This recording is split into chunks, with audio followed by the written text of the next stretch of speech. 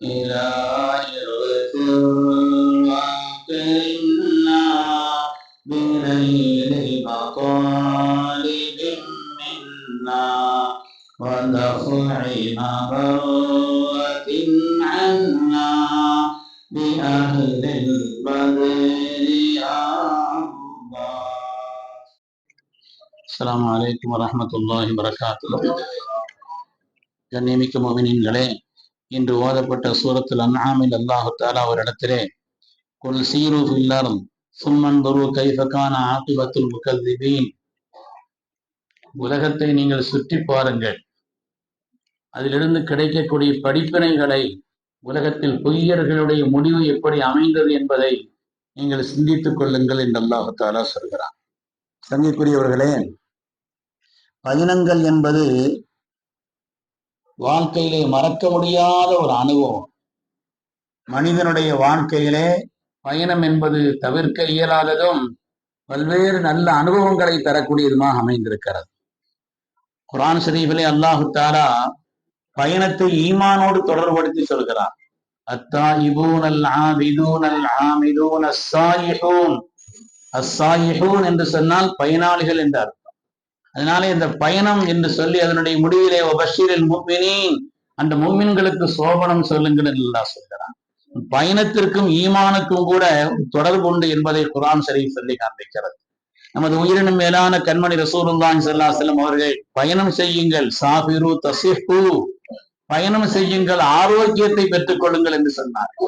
இன்னொரு ஹதீஸிலே ஸல்லல்லாஹு அலைஹி வஸல்லம் சொன்னார்கள், உங்களுடைய மனநலனை சீராக்கிக் கொள்ளுங்கள். பயணங்கள் என்பது உடல் நலனை மாத்திரமல்ல, மனிதனுடைய மனனுடைய நலனுக்கும் கூட அது உயர்வளிக்கக்கூடியதாக பயணங்கள் அமைந்திருக்கிறது என்று ஹதரத் ரசூலுல்லாஹி ஸல்லல்லாஹு அலைஹி வஸல்லம் சொல்லி காண்பிப்பார்கள்.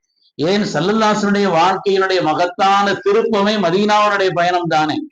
மதீனாவுடைய பயணம் தான், அதனால்தான் ஹிஜ்ரத்தை நாம் கொண்டாடுகிறோம். அந்த மதீனாவுடைய பயணம் தான் ஸல்லல்லாஹு அலைஹி வஸல்லம் வாழ்க்கையிலே மகத்தான வெற்றியை தேடித்தந்த பயணம் என்பதிலே எந்த விதமான சந்தேகம் இல்லை. அரபுகளிடத்திலே காணப்பட்ட பிறையான ஈடுபாட்டை பற்றி அல்லாஹு தஆலா குறைஷ் சூராவில் சொல்லி காண்பிப்பான். குறைஷிகளுக்கு ரொம்ப விருப்பமாக இருக்கிறது கோடையிலும் குளிரிலும் அவர்கள் செய்யக்கூடிய பயணம் என்று அல்லாஹு தஆலா வருஷத்திற்கு அவர்கள் செய்யக்கூடிய 2 விதமான நீண்ட பயணங்களை குறித்து அல்லாஹு தஆலா அருள்மறையிலே சொல்லி காண்பிப்பான். அது மாதிரி ஹஜ் உம்ராவுடைய பயணம் நம்முடைய வாழ்க்கையிலே ஈமானுடைய கடமைகளில் ஒன்றாக யாருக்கு வசதி வாய்ப்பு இருக்கிறதோ அவர்கள் ஹஜ் உம்ரா செய்ய வேண்டும் என்று மார்க்கம் சொல்லி காண்பிக்கிறது. மனிதனுடைய வாழ்க்கையிலே மறக்க இயலாத பயணம் ஹஜ் உம்ராவுடைய பயணம். ஹஜ்ஜினுடைய பயணத்துல யார் இருக்கிறாங்களோ அவங்களையும் மறக்க முடியாது. பொதுவாக பயணத்துல ஹஜ்ஜில நான் ஹாஜிகளுக்கெல்லாம் அடிக்கடி சொல்லக்கூடிய விஷயம், ஹஜ்ஜில் ஒரு மனிதர் எஹ்ராமில் இருக்கும் பொழுது எந்த குணத்தில் இருக்கிறாரோ ஹயாத்து வரை அந்த குணம் அவரை விட்டு மாறாது. அது நல்ல குணமா இருந்தாலும் சரி, அந்த குணம் அவரை விட்டு சீக்கிரம் மாறாது. அந்த குணம் இயல்பு அப்படியே பதிந்து போய் இருக்கும். ஏனென்றால் மனிதனுடைய வாழ்க்கையிலே பயணங்கள் என்பது அப்படி உன்னதமானது. அதிலேயும் குறிப்பா ஹஜ் உம்ராவினுடைய பயணம். அது மாதிரி வேலை தேடி பயணம்.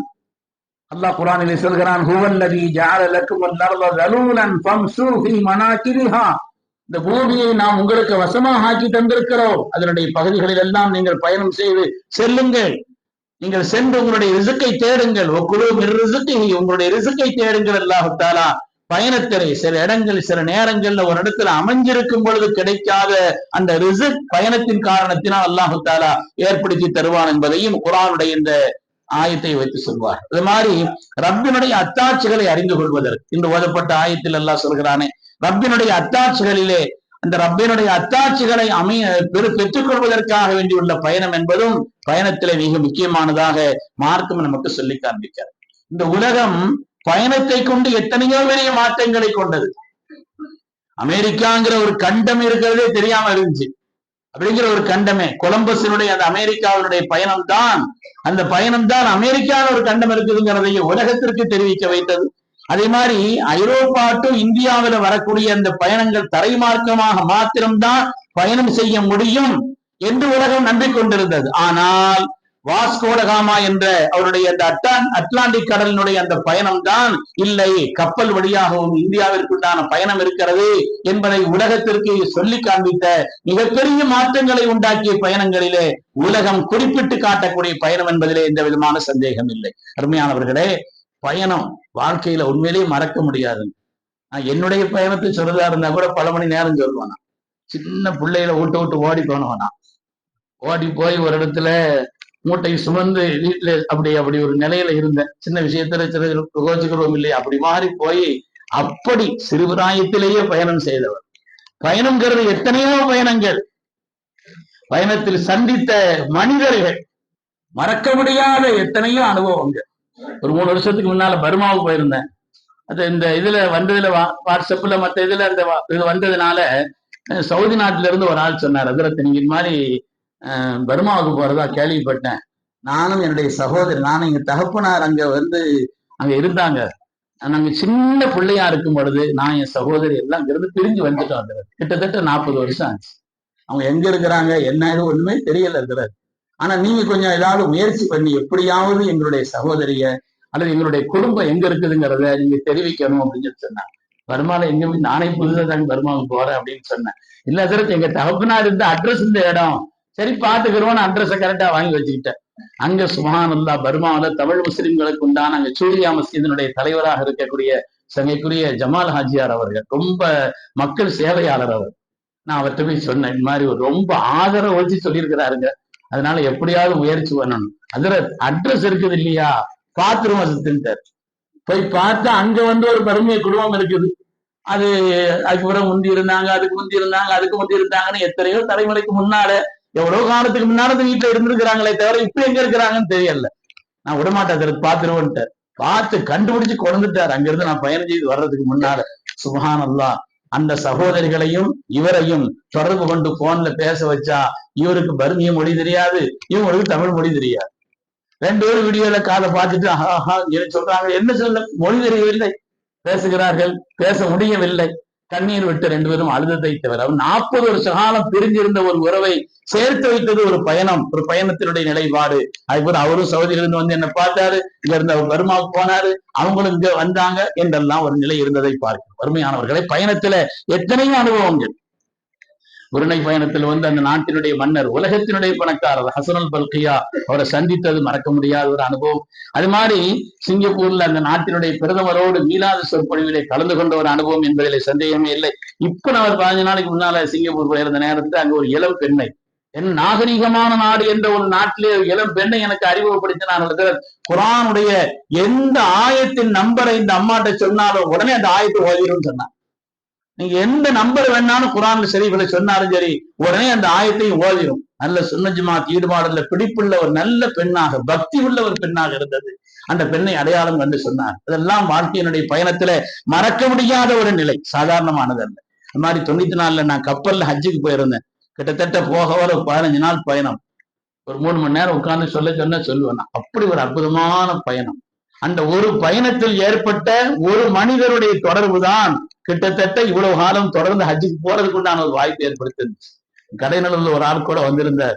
அவர் சொன்னார், சின்ன பையன் ஓடி ஆடி நிறைய திரும்ப செய்தாரு, அவர் ஹஜ்ஜு கமிட்டி தான் வந்திருக்கிறாரு, பணம் கட்டி தான் வந்திருக்கிறாரு, ஆனா எல்லாருக்கும் ஒரு ஹிட்மத் செய்து பல காரியங்களை செய்தாருன்னு சொல்லி அவர் போய் ஒரு ஆள்கிட்ட சொன்னதனுடைய விளைவு, அதுக்கு பிறகு ஒரு டிராவல்ஸ்காரர் கிட்டத்தட்ட 30 வருஷத்துக்கு மேலமே ஹஜ்ஜுக்கு கூட்டு போயிட்டு இருக்கிறார். அதனால பயணங்கள் என்பது மனிதனுடைய வாழ்க்கையிலே மறக்க இயலாது என்பதிலே எந்த விதமான சந்தேகம் இல்லை.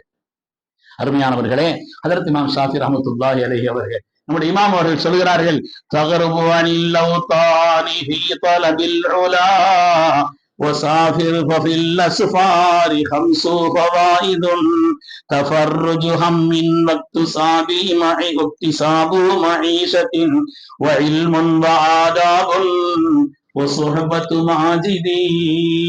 பயணம் செய்யுங்கள். இமாம் ஷாஃபி ரஹ்மத்துல்லாஹி அலைஹி சொல்கிறார்கள், பயணங்களிலே 5 வகையான பயன்கள் கிடைக்கும். முதலாவது கவலைகள் தீரும். இமாம் ஷாஃபி ரஹ்மத்துல்லாஹி அலைஹி சொல்கிறார்கள், பயணங்களிலே உங்களுடைய கவலைகள் மாறும். ஹதீஸ்ல இருக்குது, ஸல்லல்லாஹு அலைஹி வஸல்லம் சொல்றாங்க பயணத்தினுடைய நிலைகள்ல. அது மாதிரி பயணத்துல சம்பாதிப்பதற்கான வாய்ப்பு, அந்த கண்ணோட்டத்திலையும் அந்த தேட்டத்திலையும் ஒரு மனிதர் பார்த்தாருன்னு வைங்க, எத்தனையோ பேர் ஹஜ்ஜில அதுக்கு பிறகு அந்த நாட்டுல போய் பல்வேறு பயணங்களின் வழியாகவே அந்த நாட்டுல வியாபாரம் செய்யக்கூடிய எத்தனை ஹாஜிகளையும் நம்ம பார்த்திருக்கிறோம். பயணங்கள் என்பது சம்பாதிப்பதற்கான வாய்ப்பை தருகிறது, புதிய கல்வியை தருகிறது. பயணங்களின் வழியாக பல்வேறு வகையான கல்வியை பெற்றுக் கொள்ளலாம். பயணங்களின் வழியாக பல கலாச்சாரங்களை நம்ம பெற்றுக் கொள்ளலாம், அது பெற்று தெரிந்து கொள்ளலாம். அது மாதிரி பயணங்களின் வழியாக மதிப்புமிகு நண்பர்கள் கிடைப்பார். பயணத்தின் வழியாக கிடைக்கக்கூடிய நட்புகள் இருக்கிறதே சாதாரணமானது. எத்தனையோ பயணங்கள். நான் மலேசியால இருந்து பயணத்துல விமானத்துல வரும் பொழுது என் பக்கத்துல ஒரு பையன் இருந்தார், ஒரு பிராமண பையன். அவர் அந்த பிராமணன் இந்த வேதங்களை பூரா நல்லா படிச்சிருக்கிறார். மயிலாப்பூர் ஐட்டம் நல்லா படிச்சிருக்கிறார். எல்லாத்தையும் சொல்லிட்டு அவரு பேச்சு வாக்குல நீங்க பாய் அப்படின்னு சொல்லிட்டு அவர் அந்த ராமாயணம் கீதா அந்த அதை பத்தி எல்லாம் சொல்லிட்டே இருக்கிறார். அதனுடைய பதாயில பத்தி அதனுடைய சிறப்புகளை பத்தி எங்கிட்ட சொல்லிட்டு இருக்கிறார். அப்படின்னு கொஞ்ச நேரம் கேட்டுட்டு இருந்து நான் சொன்னேன், அந்த உங்களுடைய வேதத்துல ஒரு பெண்ணினுடைய தொடக்கு சம்பந்தமா எங்கேயாவது சொல்லியிருக்குதான்னு அப்படி ஒன்றும் தெரியலையேன்ட்டு நான் சொன்னேன், அதுதான் குழந்தைகள் உருவாகுவதற்கு அடிப்படை. உலகத்துல மனித சமுதாயம் உருவாகுவதற்குண்டான அடிப்படையாக ஒரு பெண்ணினுடைய தொடக்கு தானே. அந்த தொடக்கு நிற்கும் பொழுதுதான் அதுக்கு ஒரு குழந்தை உண்டாகுது. அப்ப அப்படிங்கும் பொழுது அதை பத்தி உண்டான எதுவும் தகவல் இல்லையா? வேதத்துல இருக்குதான். குர்ஆன் ஷரீஃபினுடைய அந்த ஆயத்தை அவர் விஷயத்தை சொன்ன அதுக்கு பிறகு அவருடைய பல்வேறு நிலைகளில் உண்டான தொடர்பு இங்க அவர் தாயாற்ற தகப்பனார் என்ன சொன்னாலும் தெரியல. மெட்ராஸ்ல இறங்கினோடனே அந்த ரெண்டு மாமி சொல்றாங்களா அவங்கள அந்த பிராமணர்களை அந்த ரெண்டு பேர் வந்த உடனே விமான இடத்துல வெளியே வந்தோடனே சப்புன்னு ரெண்டு பேரும் காலில் விழுந்தாங்க. அதாவது நல்ல நண்பர்களுடைய நிறைய நண்பர்கள், பிற சமுதாயத்தினுடைய நண்பர்கள், அது மாதிரி பல்வேறு வகையான நண்பர்கள் கிடைக்கக்கூடிய ஒன்றாக இமாம் ஷாஃபி ரஹ்மத்துல்லாஹி அலைஹி சொல்கிறார்கள், உஸ்வஹ்பத்து மாஜிதீன், அதிலே உங்களுக்கு நல்ல நட்பு கிடைக்கும் என்றும் சொல்லி காட்டுகிறார். அதனால பயணத்துல திட்டமிடணும். இந்த காலகட்டத்துல அப்படின்னு சொன்னா கண்டிப்பா திட்டமிடணும். முந்தைய டிக்கெட்டு கூட எடுத்து வைக்கணும். கடைசியில் போய் நின்றுட்டு இருந்தா அஞ்சிய போக முடியாது. பயணங்களை திட்டமிடணும். ஹதீஸ்ல வருது, அது சம்பந்தப்பட்ட விஷயங்கள் நமக்கு சொல்லி காட்டப்படுகிறது. அது மாதிரி நீங்க வீட்டுல இருந்து பயணம் பெறப்பட்டால் சொன்னாங்க, இது அஹரஜத மின் மன்சிலி ஃபஸல்லி ரகாத்தைன் தம்னஆனிக மஹரஜ ஸூ, பெறப்படுறதுக்கு முன்னால 2 ரக்காத் தொழுதுட்டாங்க. கெட்ட வெளியாகுதலை விட்டும் அல்லாஹ் அந்த 2 ரக்காத்தை கொண்டு உங்களை பாதுகாப்பான்னு சொன்னார். வெளியில நீங்க போற நேரத்துல கெட்ட அது மாதிரி பாதுகாப்பற்ற நிலையிலே தனிமையான பயணத்தை முடிந்தவரை தவிர்த்து, பாதுகாப்பற்ற ஒரு பயணமா இருக்குதுன்னா முடிஞ்சவரை அதுல தனியா போறதை விட்டு நீங்க தவிர்த்து கொள்ளுங்கள் என்று சொன்னார். அது மாதிரி இரவு நேரத்தில் உங்களுடைய பயணத்தை நீங்கள் ஆக்கி கொண்டால் சிரமம் குறையும் என்று வருகிறது. அது பயணத்தினுடைய சூழல் இடத்தை பொறுத்ததனுடைய நிலைகள் என்பது மாறும். அது மாதிரி ஸல்லல்லாஹு அலைஹி வஸல்லம் அவர்கள் பயணத்துல இருந்தா நிறைய துஆக்களை செய்திருக்கிறார். ஒரு வாகனத்திலேயே அமர்ந்த உடனே அல்லாஹு அக்பர் அல்லாஹு அக்பர் அல்லாஹு அக்பர் கப்பர சலாசன் 3 தடவை தக்பீர் சொல்லிட்டு அந்த துஆ ஓதி இருக்கிறாங்க. பயணத்தினுடைய அந்த துஆக்கள் இருக்கிறதே, அதனுடைய அர்த்தம் விளங்கி ஒரு தடவை அந்த துஆவை பார்த்தோம்னு சொன்னா, இன்னைக்கு காலகட்டத்துல பயணத்தினால் என்னென்ன சிரமங்கள் ஏற்படுவதற்குண்டான வாய்ப்புகள் என்று இருக்கிறதோ எல்லா அந்த வாய்ப்புகளுடைய நல்ல விஷயங்களை தேடி பெறக்கூடியதாகவும் ஆபத்துகளை விட்டு பாதுகாப்பு பெறக்கூடியதாகவும் அந்த துஆவினுடைய அற்புதமான வாசகங்களை கண்மணி ரசூலுல்லாஹி ஸல்லல்லாஹு அலைஹி வஸல்லம் அவர்கள் நமக்கு சொல்லி காட்டுகிறார் என்று பார்க்கிறோம். அருமையான பெருமக்களே, பயணத்துல நல்ல நட்பு எப்போன்னு சொன்னா குணத்தை வச்சுதான். பயணத்துல ரொம்ப முக்கியமானது குணம் தான். அஸ்ஸஃபர், அரபியில பயணத்துக்கு சஃபர்ன்னு சொல்லுவாங்க. அஸ்ஸஃபர் ஒரு கஷ்ப்னு சொல்லுவாங்க. சஃபர் இருக்கிறத நம்மளை வெளியாக்கிரும், நம்ம யாருன்னு சொல்லி காட்டிடும். நம்மோடு சொல்ல வேண்டியது இல்லை, நான் ரொம்ப சாந்தமான ஆளு, ரொம்ப அமைதியான ஆளு, அது தெரிஞ்சிடும். பயணத்துல தானா தெரிஞ்சிடும். இவர் ஆள் சாந்தமான ஆளா, கோபக்கார ஆளா, துட்டு செலவழிக்காதவரா, கை பிடிக்கிறவரா, எல்லாத்தையும் தானா தெரிஞ்சிடும். நாம ஒண்ணும் பயான் செய்ய வேண்டிய அவசியமே இல்லை. அஸ்ஸஃபர் அல் கஷ், சஃபர் என்பது பயணங்கள் என்பது மனிதனை வெளியாக்கி காண்பித்து விடும் நம்முடைய அசல் குணம் என்னங்கிறது. அதனாலதான் அதற்கு உமர்லா தரவன் சொன்னாங்க, ஒரு ஆளை பத்தி நீ அறிமுகம் சொல்வதாக இருந்தால் ஒண்ணு பக்கத்து வீட்டுக்காரரா இருக்கும், நல்லா தெரிஞ்சிருக்கும், அல்லது அவர்கிட்ட கடன் கொடுத்து வாங்கியிருக்கான், அது தெரிஞ்சிருக்கும், அல்லனா அவரோட பயணம் செய்திருக்கான், பயணம் செய்து பார்த்தாலும் தெரியும் என்று சொல்வார். பயணம் என்பது வாழ்க்கையில மறக்க முடியாத ஒரு உன்னதமான பயன்பாடுகளை தரக்கூடியதாக இருக்கிறது என்று ஹதீஸிலே நமக்கு சொல்லி காண்பிக்கக்கூடிய உன்னதமாக அமைந்திருக்கிறது. அருமையான பெருமக்களே, இஸ்லாம் காட்டக்கூடிய அந்த வழிமுறைகளில் நின்று மார்க்கம் சொல்லக்கூடிய உயர்ந்த பயணங்களையும் நம்முடைய சஃபர் ஹலர் எல்லாவற்றையும் அல்லாஹ் ஆக்கி வைத்தருள் புரிவானாக. நல்ல தோழர்களை அல்லாஹ் ஏற்படுத்தி தந்தருள்வானாக. ரப்பினுடைய நெருக்கத்தையும் அன்பையும் தேடித்தரக்கூடிய சாலிஹான நட்பையும் அல்லாஹ் நமக்கு தந்தருள்வானாக. நம்மை கொண்டு மற்றவர்களுக்கும், மற்றவர்களை கொண்டு நமக்கும் அல்லாஹ் நல்வழியை பெறக்கூடியவர்களை அல்லாஹ் ஆக்கி வைத்தருள்வானாக. ஆமீன் ஆமீன் யா ரப்பல் ஆலமீன். ஆஹிர் தஅவானா அல்ஹம்துலில்லாஹி ரப்பில் ஆலமீன்.